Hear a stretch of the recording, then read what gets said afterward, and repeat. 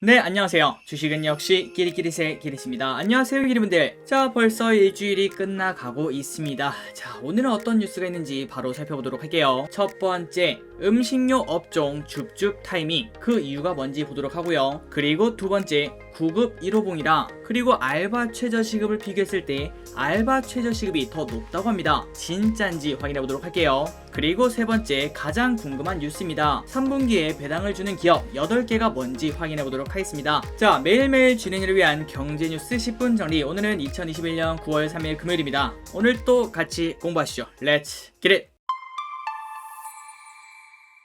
자, 오늘 영상은 진짜로 빨리 끝내보도록 할게요. 왜냐면은 금요일이잖아요. 금요일에는 빨리 쉬어야 될 것 같습니다. 그리고 들어가기 앞서 좋아요를 누르시면 저 기리색에 매우 큰 힘이 됩니다. 정말 감사합니다. 첫 번째 뉴스, 현대차 제네시스 2025년 판매 대수 40만 대 목표. 어제 우리가 한 뉴스를 통해서 확인을 했습니다. 제네시스가 이제 2025년까지 내연기관차는 이제 멈추고 전기차 그리고 수소차만 생산한다고 했죠. 그리고 거기를 넘어서 지금 현재 생산 목표가 20만 대인데 2025년에는 40만 대까지 늘릴 목표를 가지고 있다고 합니다. 내용을 확인해 보도록 하겠습니다. 하나금융투자는 현대차가 제네시스의 전동화 전환 목표를 제시한 것에 대해 시대적, 산업적 흐름과 궤를 같이 하고 이 과정을 통해 4년 후 2배의 판매 대수를 목표로 하고 있다는 점에서 긍정적이라고 평가를 했다고 합니다. 그리고 위에 보시면은 2025년 판매 대수 40만 대가 목표라고 하는데 지금 제네시스의 판매 대수는 20만 대는 조금 안 되고요. 내년에는 20만 대 이를 것으로 전망을 하고 있다고 합니다. 그러니까 어떻게 보면은 딱 3년 만에 2배 이상 내가 제네시스를 팔겠다 이렇게 선언한 거죠. 지금 현재 제네시스 브랜드는 현대 3개의 세단 모델 G70, G80, G90 그리고 2개의 RV GV70 그리고 GV80 이렇게 5개를 가지고 있다고 합니다. 그리고 하반기에는 GV60이 출시될 예정이고 2030년까지는 8개의 라인업 목표를 하고 있다고 하네요. 그러니까 지금보다 2개를 더 만들어야 되는데 아마도 제가 봤을 때 세단 모델에서 G60이 나오지 않을까, 그리고 플러스 GV90이 나오지 않을까 이렇게 생각을 해볼 수 있을 것 같습니다. 하지만 지금 조금 아쉬운 점이 있다고 하는데요. 바로 차량용 반도체 부족 때문에 현재 차를 그렇게 많이 팔고 있지 못하다고 합니다. 그러나 가면 갈수록 판매 추세는 좋아지고 있고 하반기에 GV60의 가세 등을 감안했을 때 내년 연간 판매 대수는 20만 대로 전망되며 2025년 40만 대 목표는 추가적인 모델 라인업 확장과 지역 확대, 전동 화로의 빠른 전환을 통한 점유율 확보를 염두에 둔 목표라고 전했다고 합니다. 그래서 하나금융투자는 현대차에 대해서 투자 의견 매수, 목표 주가는 30만 5천 원을 제시했다고 하네요. 자, 지금 현재 현대차 얼마인가 봤더니 차트가 조금 좋지 않네요. 지속적으로 하향하고 있습니다. 최근 들어 코스피가 저점을 찍을 때 그때 저점을 찍고 슬금슬금 올라오고 있지만 드라마틱하게 완벽하게 반등하고 있지는 못하죠. 그런데 현대차 목표가까지는 진짜 많이 남은 걸 확인할 수 있습니다. 대략적으로 목표가까지는 30% 정도의 수익률이 기대되지만 빠르게 거기까지 도착하기는 조금 어렵다고 볼 수 있습니다. 그래서 이 현대차도 삼성전자랑 마찬가지로 조금은 지루하겠지만 어쩔 수 없이 이렇게 싸질 때마다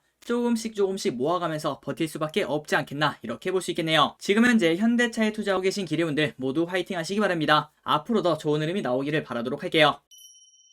자, 다음 뉴스도 비슷한 뉴스를 확인해 보도록 하겠습니다. 후진 중인 자동차주 친환경 비전 빛 볼까? 최근 들어 반도체 수급이 좋지 않기 때문에 국내 완성차 업계의 판매량이 2개월 연속 감소를 하고 있다고 합니다. 그러니까 우리가 반도체 수급이 좋지 않다 이런 얘기를 듣지만 실제로 판매량도 줄어들고 있다고 하네요. 그래서 이러한 이유 때문에 현대차 그리고 기아 등 자동차주 주가가 지지부진한 흐름을 벗어나지 못하고 있습니다. 그래서 증권가에서는 뭐라고 했는가? 당분간 자동차주의 상대적 부진을 피할 수 없을 것이지만 전기차 그리고 수소차 등 친환경 미래차에 대한 기대감이 여전히 있다고 말했다고 하네요. 특히 어제 정의선 회장이 수소 전기차 비전을 밝히는 등 미래 성장 동력의 확보 측면에서 시장에 긍정적인 효과로 작용할 전망이라고 합니다. 그래서 지금 현대차와 기아 얼마나 떨어졌나 그걸 봤더니 올해 최고가 대비해서는 각각 25%, 19.8%나 하락했다고 합니다. 이렇게 주가가 개걸음치는 이유는 위에서 확인했다시피 차량 판매 감소세에서 기인을 했다고 하네요. 그러나 금융투자업계에서는 방금 전에 보셨죠? 전기차, 수소차 이런 미래의 기대감이 있다고 했는데 하지만 진짜로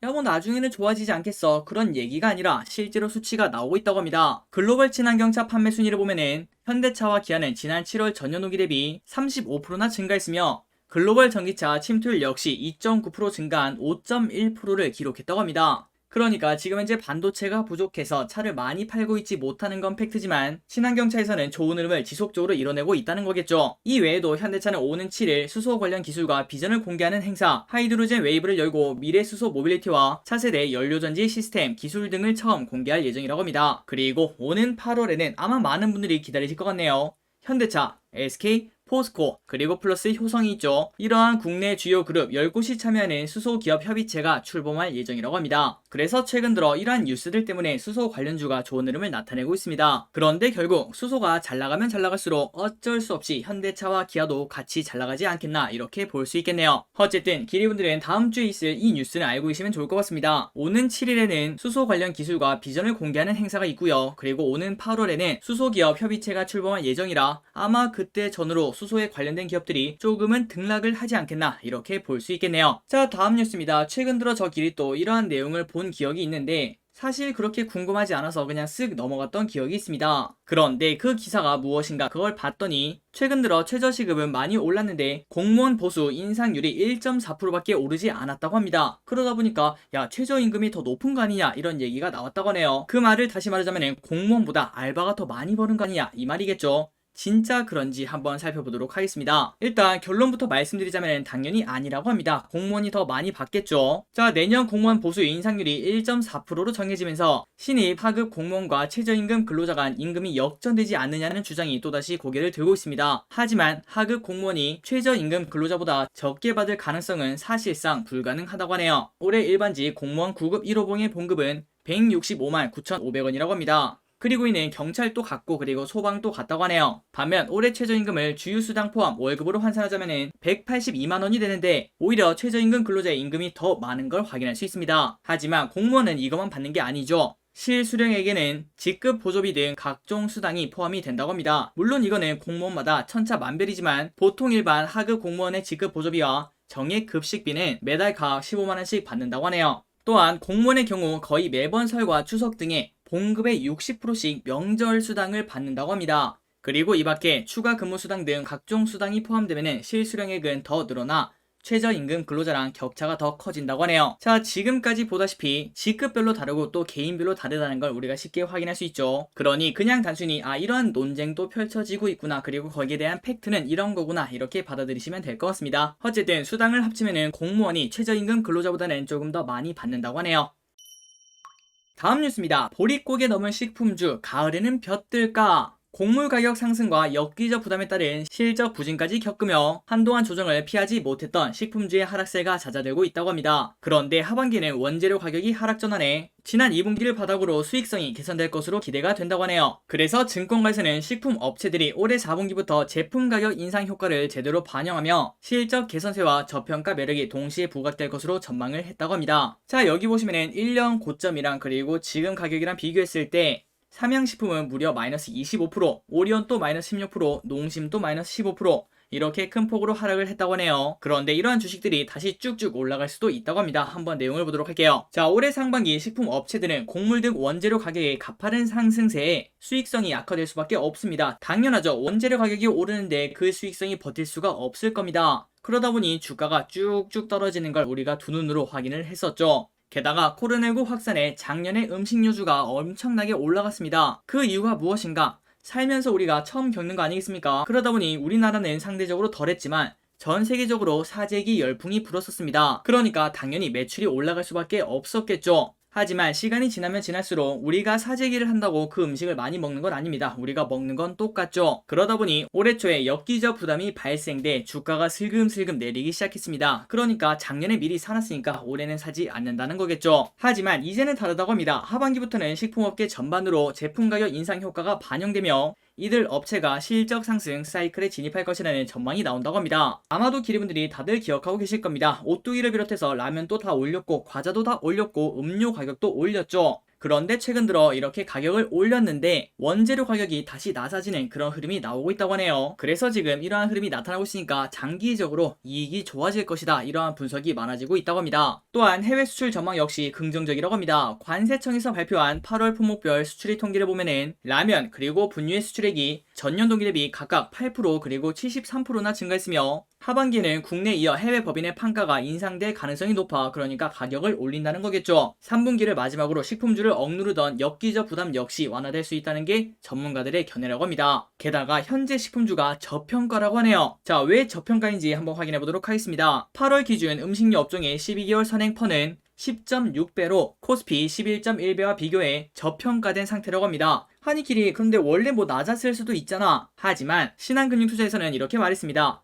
지난 5년간 식품주들은 평균 코스피 대비 프리미엄 30%를 반영했었는데 하지만 지금 오히려 코스피보다 낮은 걸 확인할 수 있죠. 그러니 지금 현재는 최근 5년을 봤을 때 무조건적인 저평가가 맞다고 합니다. 하반기 가격 인상 사이클에 돌입을 한다면 밸류에이션 프리미엄이 다시 정당화될 것이라고 전망을 했다고 하네요. 자, 그래서 지금 현재 원재료 가격이 어떻게 흘러가나 그걸 보도록 하겠습니다. 최근 3년 대두입니다. 자, 여기 보시면은 이렇게 슬금슬금 가다가 코로나를 겪으면서 쭉 진짜 미친듯이 올라갔죠. 그런데 이렇게 대두가 올라가니까 당연히 모든 업체들은 가격을 올릴 수밖에 없었습니다. 그런데 그 다음에 어떻게 됐죠? 이제 가격을 올리고 나니까 슬금슬금 원재료 가격이 낮아지고 있죠. 그렇다고 대두만 이런 흐름이 나오는가? 아닙니다. 옥수수도 똑같죠. 이렇게 똑같은 차트를 만들어내고 있습니다. 지금 다시 슬금슬금 빠지고 있죠. 그리고 앞으로 장기적으로 보면 다시 이거는 원래 자리로 돌아갈 확률이 매우 높습니다. 그러니까 이미 제품 가격은 올렸는데 이렇게 원재료 가격이 낮아지니까 당연히 수익성이 좋아질 수밖에 없다는 그런 시각을 볼 수 있었죠. 개인적으로 이렇게 정말 많은 뉴스를 보고 있는데 뉴스를 보면 볼수록 야 진짜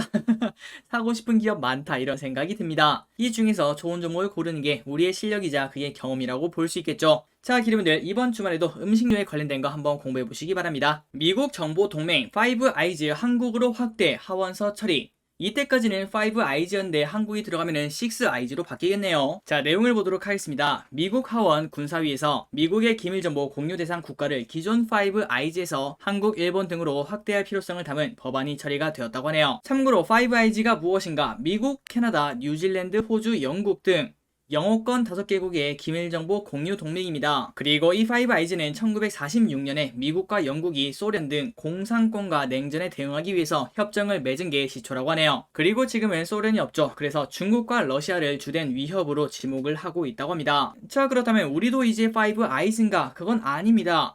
이 내용이 최종 NDAA에 담기려면 가야 할 길이 멀다고 하는데요. 일단 지금은 하원에서 처리가 되었습니다. 그런데 이제 상원에서 군사위와 본회의에서 처리를 해야 되고 다음으로 상하원이 합동위원회를 꾸려 추가로 조문화 작업을 진행을 한다고 합니다. 그리고 다음에 여기서 조율이 이루어지면 상하원이 한 번 더 법안을 표결하는 과정을 거친다고 하네요. 자, 그럼 이제 끝인가? 아닙니다. 또 이 내용이 여기까지 왔더라도 최종 결정권은 행정부가 쥐고 있으며 그리고 행정부가 통과를 시키더라도 기존 5아이즈의 회원국의 동의를 얻어야 된다고 하네요. 그러니 지금은 이제 시작에 불과하다 그런 의미가 많다고 합니다. 자, 그리고 만약에 시간이 좀 걸리더라도 된다. 그렇다면 우리는 한국의 위상 제고가 될 수 있고요. 그리고 함께 정보전에서도 상당한 도움을 받을 것으로 보인다고 합니다. 다만 5아이즈가 정보 공유를 한다고 하지만 그거를 이미 넘어섰다고 볼 수 있겠죠. 안보, 군사 면에도 협력을 확장하려는 그런 움직임이 있기 때문에 점점 중국 견제에 초점을 맞추고 있음을 고려하면은 중국 바로 옆에 있는 우리나라 같은 경우에는 야 이거를 해야 되나 말아야 되나 그런 생각을 할 수밖에 없겠죠. 그래서 이런 부분은 한국에 동시에 부담이 될 수도 있다고 합니다. 어쨌든 아직까지는 시간이 많이 남았고 통과할 단계가 정말 많다는 것도 확인할 수 있었네요. 자, 최근 들어 폴더블이 정말 많이 팔리고 있습니다. 그런데 쉴 틈이 없다고 합니다. 삼성 갤럭시 A52s 5G 공개를 했다고 합니다. 그리고 Z, A, S 잇따라 출격을 한다고 하네요. 자, 삼성전자가 신형 폴더블폰에 이어 중저가 갤럭시 A 라인의 업그레이드 모델을 선보였습니다. 여기에다가 이달 중으로 갤럭시 S 라인의 보급형 제품도 출시해 애플 그리고 샤오미와 가을 대전을 위한 전열을 갖출 것이라는 관측이 나온다고 하네요. 자, 이번에 나오는 A52s 5G 같은 경우에는 지금 현재 유럽에서 판매 중인 갤럭시 A52의 성능을 향상한 제품이라고 합니다. 방수 방진도 되고 그리고 후면에는 6400만화소 기본 카메라를 포함해 1200만화소 초광각 카메라, 500만 화소 심도 카메라, 그리고 500만 화소 접사 카메라 등 쿼드 카메라를 탑재를 했다고 하네요. 그래서 이런 걸 보면은 야 이게 중저가 라인이 맞나 그런 생각이 들 수도 있을 것 같습니다. 그래서 최근 폴더블이 잘 되고 있는데 갤럭시 A 라인도 잘 되고 S 라인 보급형도 잘 됐으면 좋겠습니다. 그래야지 우리가 또 8만 전자를 넘어서 9만 전자, 10만 전자까지 볼 수 있지 않겠습니까? 자, 개인적으로도 정말 궁금했던 뉴스입니다. 박스권 장세, 분기 배당금 받아볼까? 3분기 배당주 미리 줍줍. 자, 3분기 배당주라면 과연 언제일까요? 바로 9월입니다. 9월.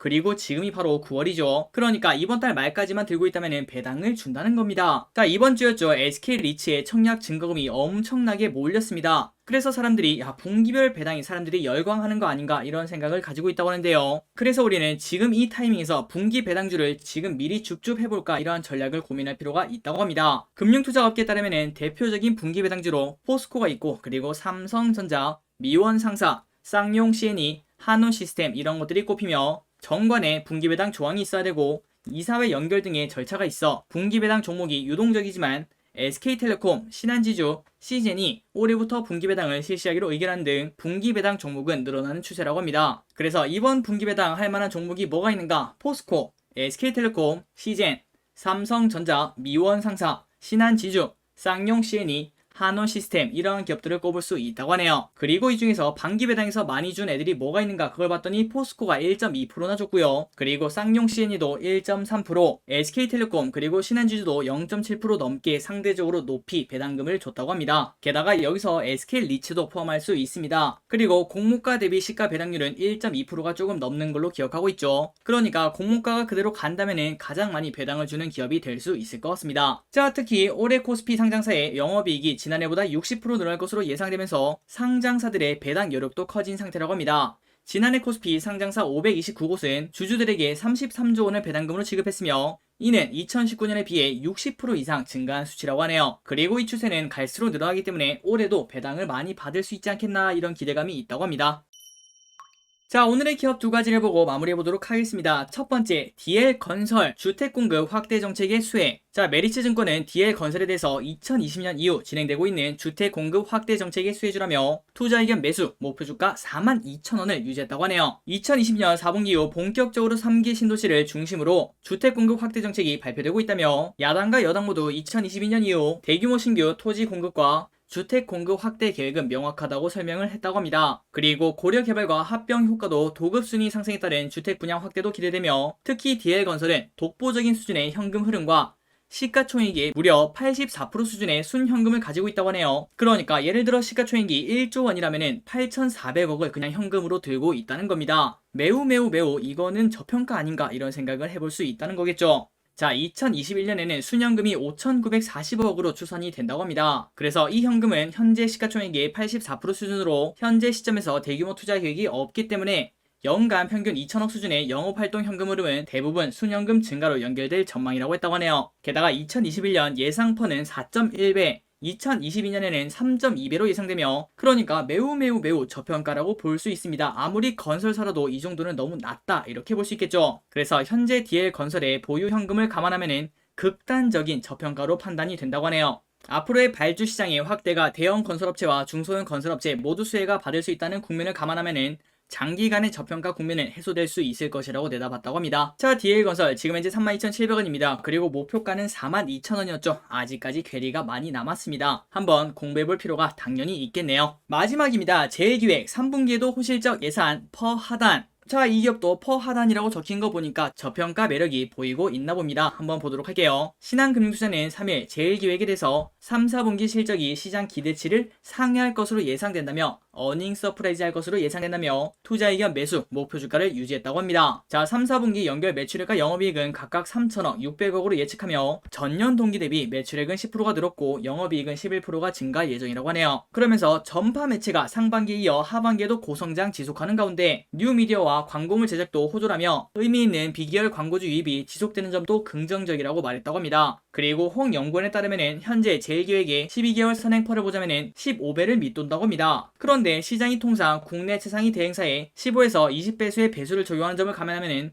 현재 밴드 하단이라고 하네요. 그러니까 이 말을 다시 말하자면 항상 주가는 이렇게 출렁이지 않겠습니까? 그런데 그 파도에서 밑에 부분에 위치하고 있다는 말이 됩니다. 게다가 기말 기준 예상 배당 수익률이 무려 5%에 육박하고 순현금이 5천억 내외인 점은 가격대가 충분히 매력적으로 보이는 이유라고 짚었다고 하네요. 자, 제일기획도 마찬가지로 꼭꼭 공부를 해볼 필요가 있어 보입니다. 그리고 보통 광고회사들은 월드컵 그리고 올림픽이 있을 때 수혜주로 꼽힐 수도 있겠죠. 내년에는 그게 둘 다 있습니다. 그렇기 때문에 기리분들 제일기획 한번 공부해보시기 바랍니다. 자, 여기까지 경제뉴스가 끝났습니다. 자, 기리분들 9월 첫 출발 잘 하셨나요? 이제 다음 주부터는 더 재밌고 더 유익한 뉴스로 돌아오도록 하겠습니다. 지금까지 기리셨습니다. 빠이요.